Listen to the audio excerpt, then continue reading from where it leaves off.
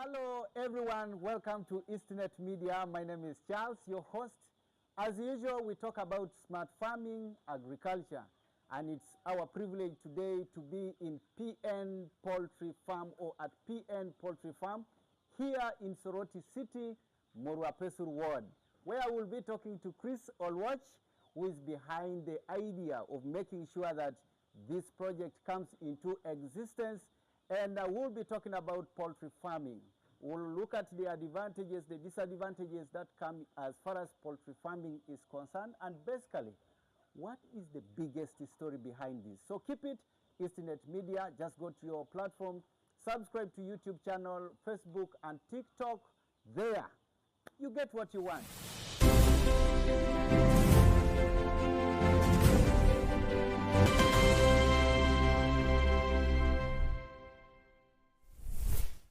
Welcome back. As I said before that we are at PN Poultry Farm here in Soroti City, and that is Morwa-Pesur Ward.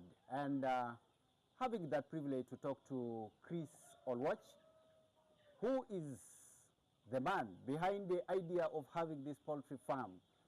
And did you know that agriculture is a lucrative business, and he chose to do poultry farming amongst other enterprises. But he will connect to us how good is this business and what are the challenges and what stands out as a poultry farmer and what other people should be able to know about poultry farming. So besides me is a gentleman, Chris Olwoch, and I want to welcome him. That Chris, thank you for joining us. How are you doing? Thank you very much. How is this place? This place is okay. Yeah. This place is fine. We are here busy with this very daily work. Yeah. Yes. Otherwise, thank you very much, our dear viewers. This is PN Poultry Farm, right in the heart of Soroti City. We are located in Morwa-Pesur, Opege Cell. My name is called Christopher Olwoch. Others call me Chris Olwoch, as in short, the way you say it, that is still my name. And it's really nice receiving you people here in PN Poultry Farm. Thank you for being part of us. Thank you too. Yeah. Here we do a number of things. Like you can see, we are having a number of poultry that in this room specifically, we are having layers that are now 1 month and 5 days. Today they are made. And we are here trying to boost the feeding habit of people nutritiously. We want to be the leading producers of eggs and the poultry products. As you see the other side, we are having those are croilers, or you can call them the rainbow roosters. We always dispatch them when they are 3.5 months to 4 months. We give them out to people for eating. Members come and they buy at affordable prices, and they always move long distances. Some are supplied to Kenya, others are supplied to Sudan, others go to Tanzania, to Kampala, and other parts within the country. We also have consumers who are from within. We have actually entered into the community members around here. They come and buy for Easter. People have been coming over. Yeah, people have been buying. People have been coming here. They want to buy, but they are still premature. I can't yet sell them now. Okay. Yes, but before we get into that, let's first look at this poultry farming. Like now, these are chicks of how old? This one's 1 month and 5 days. Okay. Now, this is 1 month and 5 days. Yeah. What inspired you, first of all, to go into poultry farming? And why did you choose layers to the other enterprises that people normally go into? For example, the broilers, you have the other ones that you can, the rainbows and so on. But then you focused on this brown and, the ones that lay eggs. Thank you very much, Charles. This has been a trend. PN Poultry started way back in 2022. I started rearing birds from broilers. The broilers that you're talking about, I reared broilers for about 1 year. I was rearing broilers in Kampala. But now, when I shifted to Soroti, I got difficulties in managing the business in Kampala, and I am living in Soroti. So what happened was I had to shift the business from Kampala to Soroti. When I was in Kampala, I was in a rental place. I was renting a place, and this place I was paying about 300,000 per month to rear these birds. These broilers that we were keeping, I was keeping these broilers for 1 month and then selling them off. 1 month and selling them off. Of course, you know that broilers are purposely meant for meat. Yeah. They are meat purposed. So they grow very fast, their muscles develop very fast as compared to these other broilers, the rainbow roosters, the layers. The other broilers are purposely meant for meat. So I may want to bring you through the bird types or the poultry types that we are having. Like if you have to look at the broilers, broilers are specifically for meat. Their bodies develop very fast, the muscles develop very, very fast. And then when you have to look at the croilers, the rainbow roosters, the sasso, those birds are multi-purpose birds. They call them multi-purpose birds because they do everything. You want them for eggs, they will give you eggs. You want them for meat, they will give you meat. At what time? Want chicks? If you want them for chicks, they will give you, because inside there they are mixed. We have roosters, which are cocks. We have hens, which are, of course, they are the ones that lay for us the eggs. Yeah. Yes, so that is the department where we are having the roosters. Those are multi-purpose birds. They do meat and they do eggs. If you want them to give you eggs that you'll take to the hatchery, they can still give you. If you want meat direction, they will still give you. You want this side of eggs for sale, they will also give you. So it depends on what you want them for. So specifically this one, we are having them for meat purposes. We don't wait for the eggs. Yeah. We release them out for meat purposes. And then now when you are to come to layers, layers are specifically meant for eggs. They don't have the roosters inside. They lay their eggs without the cocks.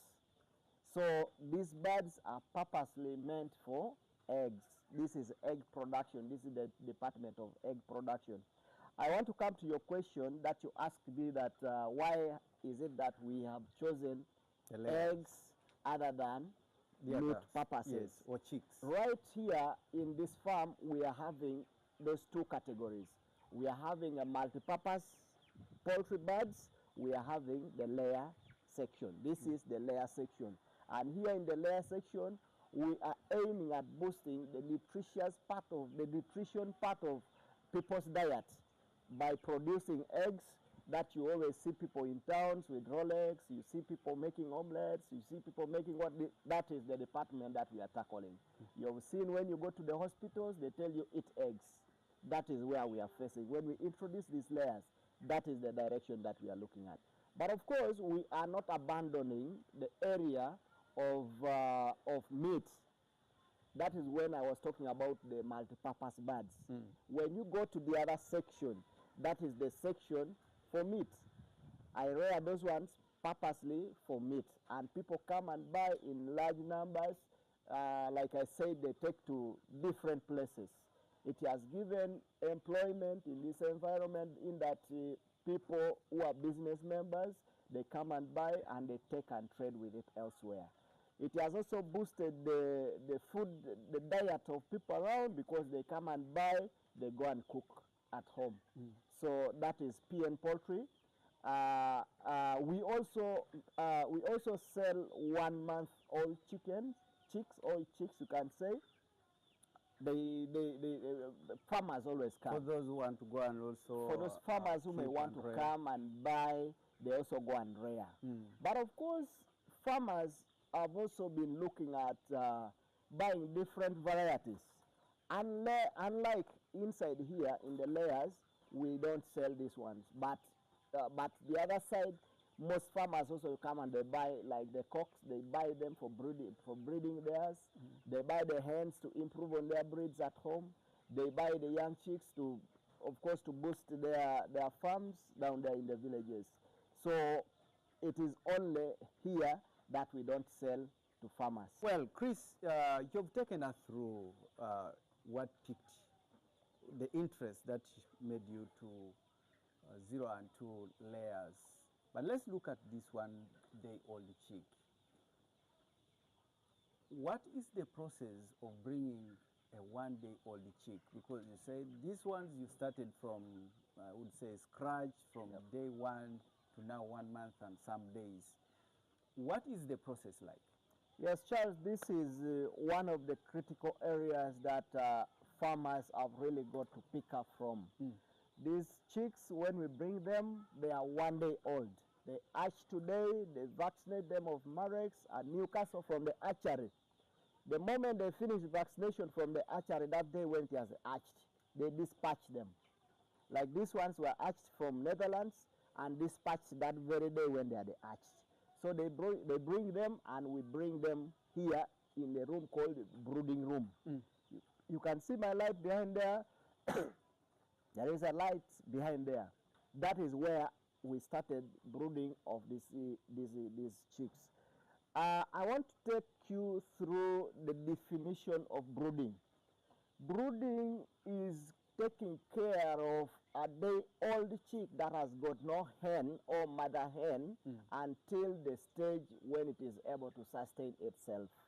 When you are to look at to the life of a person, you were born as a baby, they wrapped you very well in a very heavy clothing until when you're able to move and sometimes even remove your shirts and move outside there freely. That is where we are now. So when you're in the brooding, we always prepare very well the brooding place to receive the newborn chicks.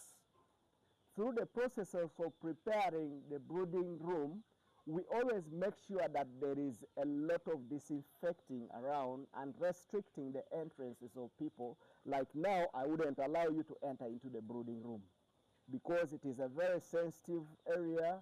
You find that the chicks' body immunities are still very low. You find that those chicks are still feel very cold when you open for them, a lot of gap. So there is a lot of restriction that we always put through the brooding room. We always provide enough heat sources. Like now, for instance, in this case, we have to make sure that we are having heater bulbs. We have to make sure that we are having heating pots. We have to make sure that we are having corners, all the corners of the room killed off. We have to make sure that we have provided the place with enough light and enough distribution of feeding pellets. We always feed those chicks at that age with the chick pellets, what Kafika called the KDH. We always feed them with those pellets. It is called a starter pellet, or others call it a pre-starter. That is the first meal that we give to these chicks before they start eating broken maize bran, or other kind of foods that they feed the birds with. These starter pellets are well rich with nutrition. The first feed that they give, like for instance, when you are to come to the life of an animal, let's take an example of a calf. A calf, when it is born, it takes what they call colostrum. That is the first milk that the calf takes from the mother cow. It's the same thing that applies here. The starter pellet is like the colostrum that the calves take from their mother cows. So when we give them these starter pellets, it helps them to grow very well in a friendly environment, which is warm. Usually it is within 34 degrees Celsius. We always measure the brooding room temperature. So how do you measure? We always have a thermometer for measuring that. Yes, we always enter with a thermometer, measure the temperature within the brooding room. It should be within the range of life. If you increase the heat from within the brooding room, it dehydrates the birds, and that one can result into death. If you reduce the heat from within the brooding room, it gives the bird coldness and it brings what they call brooder pneumonia. If you relax the heat completely from the brooding room, that one gives a bacterial infection to the umbilical cord of the chicks. these chicks have the umbilical cord. You might be looking at a chick and thinking that no, this one doesn't Where have. is the umbilical cord? It has the umbilical cord because when it is born, there is that attachment to the eggshell and to the bud. It is what it uses for feeding so that it grows until the time of hatching out. Of course, you know that the bud has got to grow. From inside the egg, it has got to grow until it is what? It has reached that stage of hatching. It is just like a human being. When the mother is pregnant, the baby's umbilical cord is attached to the body of the mother, such that when the mother eats, the baby also gets the same what? The same food. The baby eats through that to help to enhance its growth. So that is about the brooding room. So in our brooding room, we always have to prepare it very well. Like I said, fill all the corners. The floor, make sure that there is enough carpet of sawdust. And then on top of the sawdust, we always put a box. Other people prefer to put brooding paper.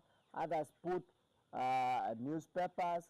Others put cardboards. But at least the chick should not be stepping on the ground. The reasons why we put the sawdust below the brooding paper or below the newspaper is because this sawdust helps to absorb the warmth and also help to maintain the temperature. If it is down, it is very cold. So that is why we always put the sawdust, and then we put the newspapers or the brooder paper or the cardboard on top. So now, after we have put the cardboard or the newspaper or the brooder paper well laid, the chicks have not yet come. At that point, we are still preparing the brooding room. You have now known that the chicks are coming 3 hours ahead. You have prepared the brooding room. What you do is make sure that you have warmed that room. Let those heater bulbs work. Let the heater pots work. Let the room be well warmed. When it is now well warmed, let the chicks now be ushered into the brooding room. From the brooding room, we don't directly give those chicks the feeds instantly there. What we do again is we buy glucovit, which is very rich in glucose. It has minerals. It has at least something to boost up their appetite to eat for that time. So we distribute very well the glucose in the water within the brooding room. Those are now drinkers. We now put the water that is mixed with the glucovit in all areas within the brooding room, then release the chicks out. Those chicks are now going to drink that water mixed with the glucose for at least 30 or 3 hours. It can be 30 minutes or 3 hours, but for me personally, I do it for at least 3 hours. When they are drinking only glucovit, they are drinking, they are just drinking. Let them drink to keep them active. Glucovit has got a lot of electrolytes that boosts the energy of the young chicks. After they have drank the water for the 3 hours, now you can come and begin introducing them to the starter pellets. The starter pellets, again, when we bring, you don't put it in the feeder like this one, maybe like this one. You don't put it. You don't put it there. You don't just put to these. You don't put it in those. What you do, you are going to begin introducing them to a new system of feeding. Remember, they have never eaten. Those birds travel when they have never eaten. They are starting to eat from your hands. You are the one to introduce it to from your what plate. they call eating. Eating. They are starting to learn what they call eating from you. So what happens is we are going to introduce them by spreading the feeds to their reach. You spread the feeds all over the brooding room. Just spread the seeds. Spread the feeds. Spread the feed. There they will pick interest and begin pecking. First checking around. What is this? Pecking. Everybody will begin to peck, and with that noise of the cardboard, they will now get interested. It is making noise. This one is also making noise. It keeps them active until they now cope. They learn now how to eat, and then you begin to introduce them to plates. We are having feeding plates inside there. Probably I will show you one of it, how we use the feeding plates to introduce these birds to feeding through the plates. And from the feeding plate, still they have not yet reached the level of feeding through these other feeders like that one. They have not yet reached there. You introduce that aspect of the feeding plate. After introducing the aspect of the feeding plate, then you begin now to amalgamate the feeding traps. There is another new feeding trap that you begin to introduce to the chicks alongside the feeding plates. So as others are pecking here, others are beginning to learn from those feeding boxes. They will begin to learn until they have known that where there is this, there is a food. So how often is this food being given to these chicks? Because you're saying you will be spreading them, right? But how often? Do you have a time frame? Maybe in the morning you come and spread, or it has to be continuous eating? It's really a very good question, that one. For a young chick, we believe that a young chick has got no understanding that it is satisfied. For every time when it wants it, it should get it there. For any time when the chick wants to eat, food should be there for it to eat. Water should be there for it to eat. The warmth of the room should be there for it all the time. You avail it there. Let it be there. It shouldn't get done. Feed should not get done from the brooding room for any time until when they have grown, and now you're putting them to a routine feeding. Feeds are always there. Like these birds, they feed when it is day, it is night, it is raining, sunshine, whatever it is. Food has got to be there for them. And that is how the brooding room is. You don't cut the food supply. You will be starving the birds. You will be starving. Just like you can see mothers with their children. At any time when the child cries, the breast should be there. So they must be fed day and night. Day and night. Up to what period of time? Until they have been put to a diet now. These birds, like for instance, these ones, until they have reached their third month, we don't always break them off from feeding. 3 months consecutively. Okay. It is meant to help them grow the bones. Then water? And the water is there constant. Water, whether it is night, it is daytime, it is ever there.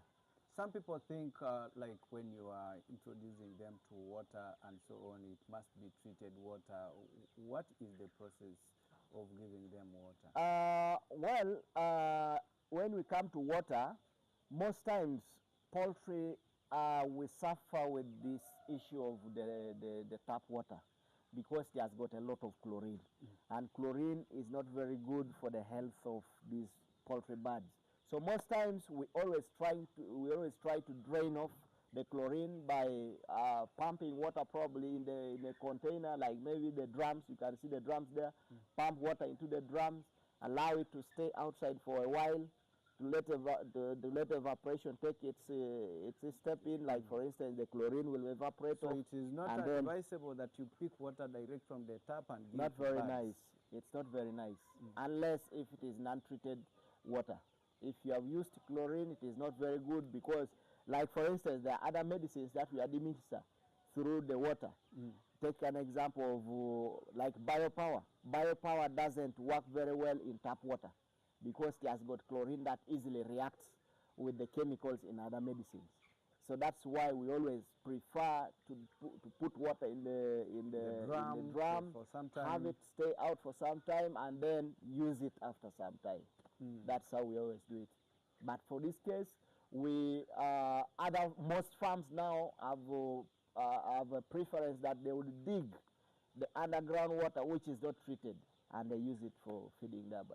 For that. So then after feeding them with those pellets, and you are now introducing them to, let's say, the hard meal, I would say, what type of feeds do you give them then after 3 months?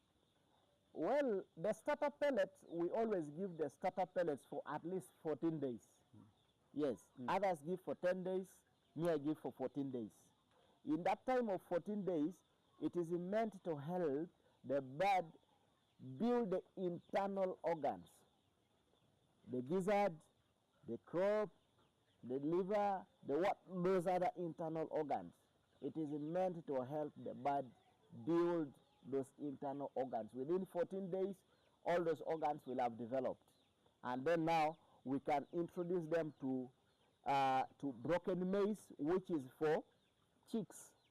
We don't give broken maize for big birds. Like for instance, the other birds outside there, those ones take broken maize, which is for big poultry. But these ones take crushed broken maize for birds below 1 month. Because if you are to give the broken maize, which is crushed into bigger particles, these ones, the digestion cannot work very fast, or sometimes it can choke them. So where does the disease management start from and ends where? Because most farmers cry. They say, I think to hell with the chicken, to hell with the poultry. And when you go and to interact with them, they tell you that, you know what, the most difficult thing in poultry production is disease management. So where does it start from and where does it end? Sincerely, Charles, like I said, the disease management starts from the day you say, I want to take on the venture of poultry. You have ordered for chicks next month. Begin to prepare now. Prepare the house very well. Make sure that the cobwebs are not there. Clean the place. Maybe if you are having a jig, make sure you wash the place. Disinfect all areas around the poultry house. Make sure that you are having the foot dips. Make sure that you are having the gumboots. Make sure that everything concerning the poultry is in place for that time. And then now, as you bring the chicks, earlier on I said, disinfect the brooding room. After disinfecting the brooding room, restrict the entrance of non-members into the brooding room. We always have only one person going into the brooding room, or if two people are working inside, then two persons working in the brooding room. Or it depends on how big the brooding room is. But the people working in the brooding room should be specifically for the brooding room. Not you're working in the brooding room, you're entering into a mature bird's room. You're working in a mature bird's room, you're interchanging yourself in these buildings. No, if you're for brooding room, let it be for brooding room. And that is where now our biosecurity aspect come in. You have seen outside there, we are having foot dips. It is not for fun. We are having those foot dips purposely that if you have come from outside and you're going to enter into the chicken territory, please dip your foot inside the foot dip there. In that water, we are already having a disinfectant there to disinfect your feet. It is not that you're moved, maybe your foot is dirty and we need you to wash or whatever it is. No, we already have medicine inside the water which is in the foot dip. So we only ask you to step in there and then you enter. Before you do that, it is not advisable that you enter into the chicken house. So about the security of the birds, it starts as soon as you begin to plan that you want to have poultry. Well, you have heard it from Chris Olwoch, the man behind the idea of having a PN Poultry Farm here in Soroti City. He was taking us through what a farmer would need to have a one-day-old chick to grow. And now, we'll be looking at the mature chicken shortly after this, but also we'll be looking at how best this kind of, they call it the sawdust. How is it disposed of? How does it support the environment later on? But for now, keep subscribing to EastNet Media on YouTube. We are online. You can go to Facebook, go to TikTok. You'll find us there on our digital platforms.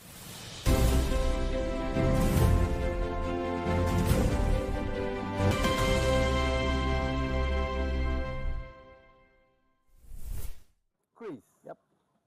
Here I see mature chicken. Yes. But before we begin talking about this mature chicken, let's talk about the structure of these houses. I know we're there for the small chicks, and now here we are in a section of mature birds. Yep. First, take us through the experience in these structures. Why are they having wire mesh? Someone would think like, yes, they are not safe. Thank you very much, Charles. This is a poultry house, what they call a complete poultry house. A complete poultry house must be well aerated. And a well aerated house, you can't build it up to the top like the way you build the house where a human being lives. By the fact that we have left these spaces like this, we have meant it for free air circulation within the house of the poultry bird. These birds are very many here. If at all we had covered all the sides and there would can move around, and there is okay, no, because we want to understand how it is. yes, if at all we had covered all these spaces and no mesh around, definitely there would be a lot of suffocation inside the poultry house.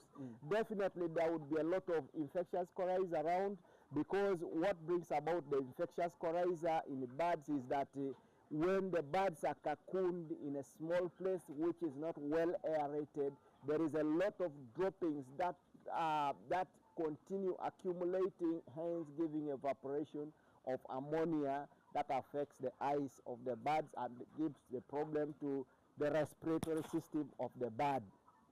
I think you can understand that one.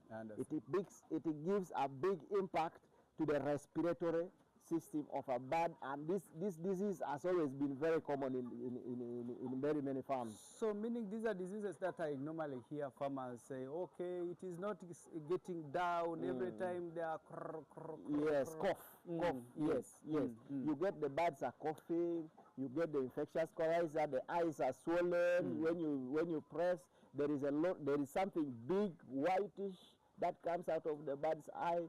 You get the eye of the bird full of leather, like they have put soap, mucus flow, yes, that kind of thing, and there is a lot of respiratory diseases that always develop. Also, beyond that, there is also a rise of coccidiosis. When you cocoon this place without enough aeration, a lot of bacterial infections that bring about coccidiosis. Of course, we know that coccidiosis comes as a result of bacterial infection into the digestive system of the bird. It is where the coccidiosis mostly affects. And also beyond that, you find that when these birds are compacted in a small place, I told you about the liver diseases. A lot of heat within the house of the bird always brings about the liver problems, whereby you get the burnt liver, you get boils, you get hemorrhoids around the liver. All those are problems that come as a result of a non-aerated poultry house. Yes. It's the reason why we always want to have it as much as possible well aerated. The other side, you can see a lot of aeration. Here you can see a lot of aeration, and it also helps you to be inside here. You can't get any smell.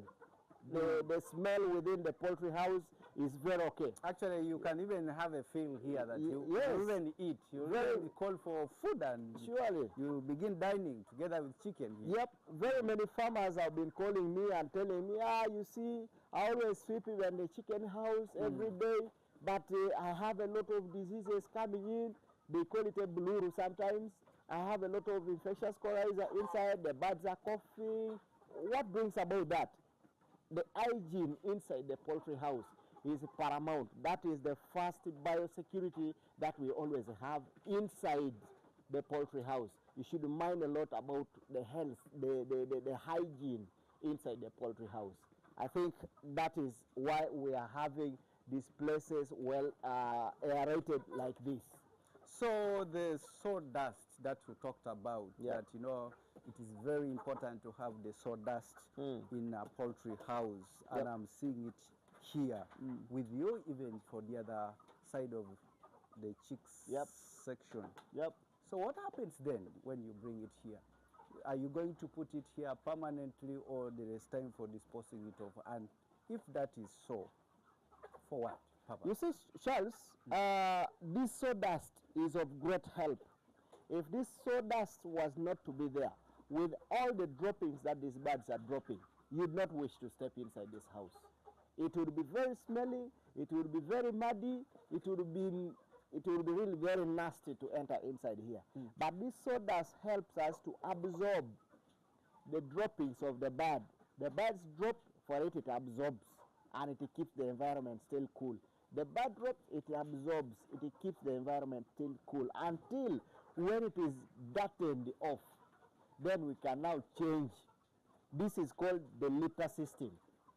I would have brought in the systems of poultry keeping earlier on in the aspect, but I can still bring it now. We are having battery cage system where these birds are kept in cages, and we are having a deep litter system, and this is the one. This is called the deep litter system. This is a litter system. It means we are supposed to have at least a depth. If I can show with my hand, it should be this size. Depth, deep inside. Yes, you pour the sawdust up till to it this, comes to this level. To this length of yes, up to this length. It helps us to maintain the hygiene within the poultry house. This litter system. That is how it helps us. And then when it is darkened, of course, it is very good manure. When it is darkened, we always clean the place. We pack them in bags, and farmers come and buy. At least a bag, we release a bag here at 5,000. You go and you apply it in your garden. It is very nutritious again for the crops. And then we bring a fresh one. You take the old one, we bring the fresh one inside. So that is how we always do it. Meaning they are good for making manure. Good manure. And possibly fertilizers for... Very good in that. Soil. Yep. Yes. So now, these mature birds, yep. What's the plan? These birds, I am now entering into the plan of dispatching them. That is why I have started opening the door for them to go and get used to the harsh environment out, pick on the greens, harden yourself off for maybe traveling, preparing their minds for long distance travelings, because they have not yet experienced the rough weather outside. I have to introduce them. Like I ushered them inside, I'm now ushering them also outside. I want them to feel the vitamin D outside. I want them to experience the greens from outside until the time when I am dispatching them off, and then they will be good to go. Today, this episode belongs to Chris, who is behind the idea. Remember, we have gone through all the sectors and we are talking about record farming now. And I want to ask you, Chris, Yes, records or keeping records in farming, some people call it, it's very important. Others just look at it like, yeah, provided I know what is happening in my farm, then I don't need to write down. Is that the experience that you have also here? Well, Charles, record keeping is one of the very, very, very important aspects in as far as poultry farming is concerned, because when we bring these birds, each bird is paid for. And each bird matters a lot in as far as this farm is concerned. So what happens is we always take records of these birds. Each and every day we want to know who has woken up well, who is sick, who is where. We want to know all those records. So to help us do this, every morning when we wake up, first thing that we do, take a roundup within the flock. So you first go and do a little bit of we move through check around all the corners within this house. A sick bird always goes to the corner. It always lies and it always isolates itself from the rest. From the rest, yes. When others are eating, for it will be miserable. When others are going for water, it is not minding about water. It is minding about the pain that it is going through. So the first thing that we do is to carry out a roundup of each and every house here. A member would come, move within the house from every corner to check who is alive, who is sick, who is what. If there is nobody sick, our records will be ticked. If anybody is sick, our record will be telling us doing an expense there. That means buying medication, isolating that one, putting it in a sick bay. We always have wards also here. We keep it in a sick bay, treat it until when it has recovered, then bring it back to the flock.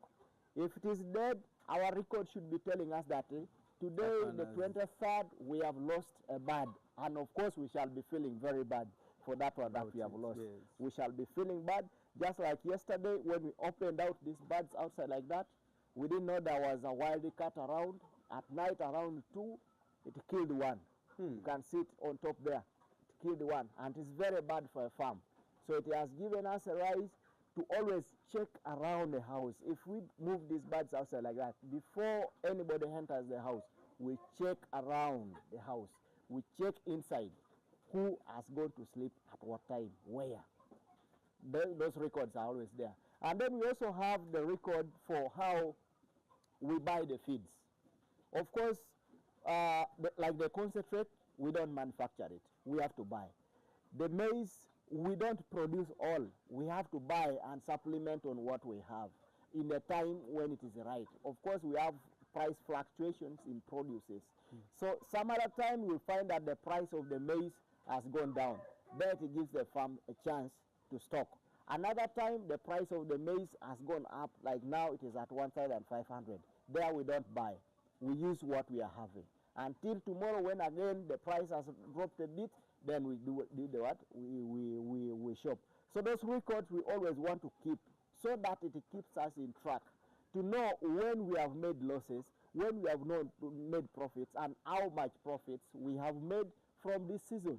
When the prices of the produces like maize goes up, the prices of the concentrate has gone up, it affects the profits that we get.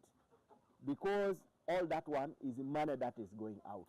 We have bought the birds from the hatchery, we have bought the feeds we are giving, we have bought the medicine, we also have the medicine, the medical records that we keep. Which medicine was bought for which disease when.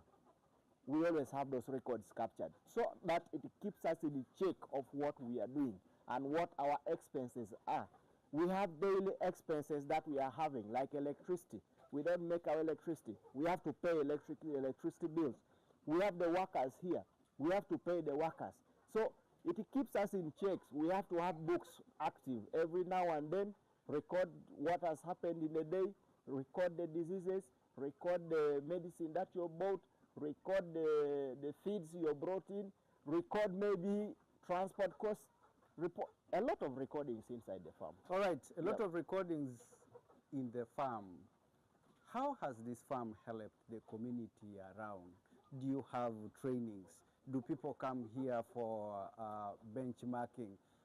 Because we need to understand that for you to have such a venture, it should be able to help the communities around before you tell us how people will access you out there who are watching. Surely, PN Poultry Farm has impacted outside there to very many people. Like, for instance, the community members around here know that when it is a season for eggs, they come for eggs from here.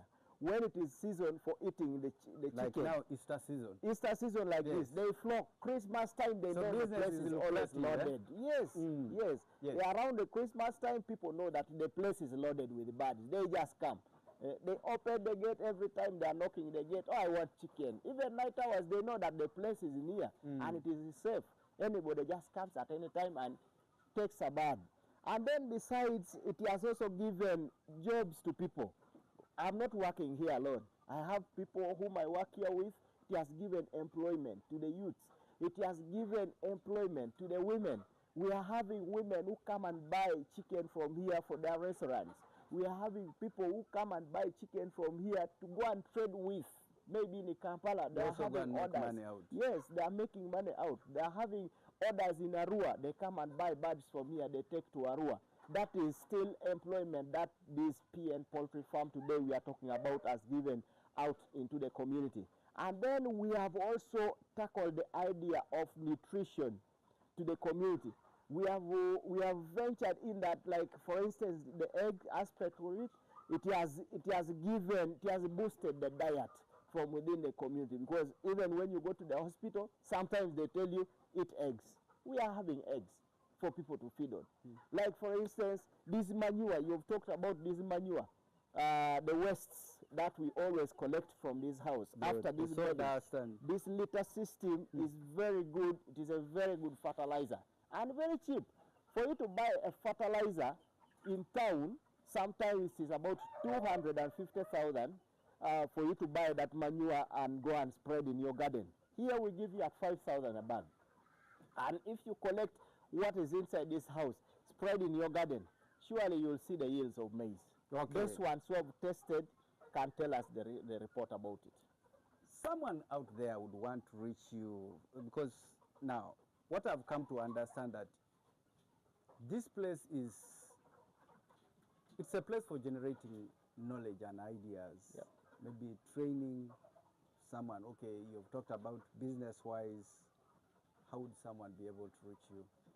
Yeah, if for the ones that are interested in getting into me, you can contact me through 0781 546826. And then PN Poultry Farm also does consultancy work. If you want to know much about poultry, you are free to contact me through that contact, and we shall always interact poultry.